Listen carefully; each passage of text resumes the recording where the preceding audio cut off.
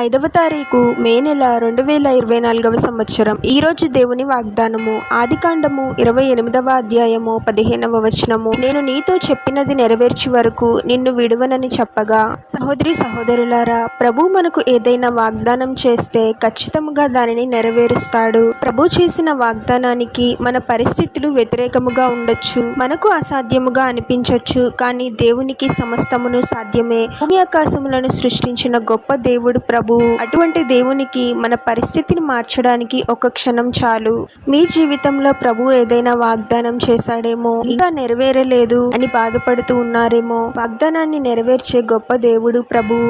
ప్రతిదినము విశ్వాసంతో ప్రభువునికి ప్రార్థించండి. అయితే మనం అనుకున్న సమయంలోనే వాగ్దానము నెరవేరాలి అని ఎప్పుడూ అనుకోకూడదు. ఏ సమయానికి ఏది ఇవ్వాలో ప్రభువునికి బాగా తెలుసు. ప్రభువు నిర్ణయించిన సమయం కోసము ఓపికతో కనిపెడుతూ విశ్వాసంతో ప్రార్థించాలి. ప్రార్థన. పరిశుద్ధుడవగు యేసుక్రీస్తు ప్రభువా, మీ పరిశుద్ధమైన పాదాలకు వేలాది వందనాలు, స్తుతులు, స్తోత్రాలు చెల్లించుకుంటున్నాము తండ్రి. మరొక నూతన దినములోనికి మమ్మల్ని క్షేమంగా ప్రవేశింపచేసిన దేవా, మీకే స్తోత్రం ప్రభు. వాగ్దానాన్ని నెరవేర్చే గొప్ప దేవుడవు తండ్రి. ఇప్పటి వరకు మా జీవితాలలో ఎన్నో రకాల వాగ్దానాలను నెరవేర్చావు ప్రభువా.